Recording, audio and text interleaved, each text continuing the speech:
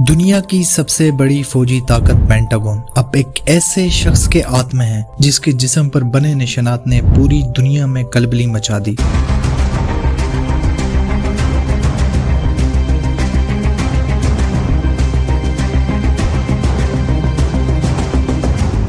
Pete Hegseth America के नए वजीर दिफा, लेकिन बहस उनकी काबिलियत पर नहीं बल्कि उनके सीने और बाजुओं पर बने उन सलीबी निशानात पर हो रही है जो 1000 साल पुरानी खूनी जंगों की याद ताज़ा करते हैं। क्या ये महज मजहबी अकीदत है या किसी जदीद सलीबी जंग का ऐलान? आइए अकाई की गहराई में उतरते हैं, लेकिन उससे पहले सब्सक्राइब।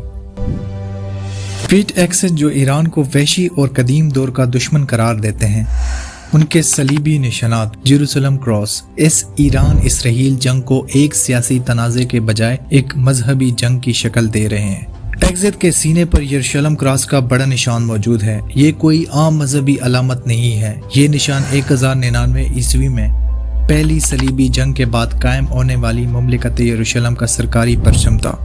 तारीख बताती है कि इस निशान तले लाखों मुसलमानों का खून बहाया गया। आज के दौर में इसे वाइट सुप्रीमेसिस्ट यानी सफेद फार्म इंतहा पसंद अपनी बर्तरी साबित करने के लिए इस्तेमाल करते हैं। ये निशान 1099 ईस्वी में पहली सलीबी जंग के दौरान उभरा। जब सलीबियों ने यरूशलेम पर कब्जा किया तो उन्होंने इसे अपनी मुमलिकत यरूशलेम का सरकारी निशान बना लिया। इसे गॉडफ्री डी बेविलियन नामी मशहूर जंगजू ने मुतारिफ करवाया था।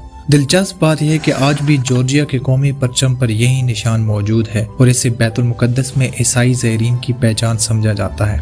इनके बाजुओं पर लिखा है ड्यूस वॉल्ट। ये लतीनी जबान का वो नारा है जो पहली सलीबी जंग में पोप अर्बन दोम के हुक्म पर ईसाई जंगजू बुलंद करते थे। इसका मतलब है खुदा की मर्जी। माहिरीन का कहना है कि यह नारा आजकल इन ग्रोहों की पहचान बन चुका है जो इस्लाम मुखालिफ नजरियात रखते हैं। जब सलीबी जंगजू यरूशलेम की तरफ बढ़े तो इनकी जबानों पर एक ही नारा था, ड्यूस वॉल्ट यानी खुदा की मर्जी। इनका मानना था कि यरूशलेम क्रॉस के साए तले लड़ी जाने वाली ये जंग खुद खुदा का हुक्म है। बात यहाँ खत्म नहीं होती। हेगसेथ के जिस्म पर अरबी जबान में काफिर भी लिखा हुआ है।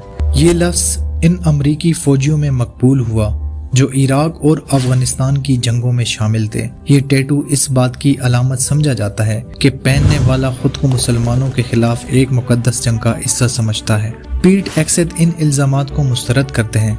इनका कहना है कि वो सिर्फ एक रासिखुल अकीदा मसीह है और ये निशानात उनके ईमान का हिस्सा है। लेकिन अपनी किताब में वो अमेरिकी फौज को वोक कल्चर से पाक करने और इसे दोबारा एक जंगजू मशीन बनाने की बात करते हैं। वो अमेरिकन क्रूसेड या अमेरिकन सलीबी मुहिम का जिक्र भी करते हैं जो नाकिदीन के नजदीक एक खतरनाक एजेंडा है। सवाल ये है कि क्या एक ऐसा शख्स जो ऐसी मुतनाज़ा और जंगजुयाना अलामात का आमी हो मशरिक़ वस्ता और इस्लामी ममालिक के साथ ताल्लुकात में तवाज़न रख पाएगा? क्या ये निशाना सिर्फ माजी की यादगार है या आने वाले किसी बड़े आलमी टकराव का पेश खेमा? आपकी इस बारे में क्या राय है? कमेंट्स में ज़रूर बताएं।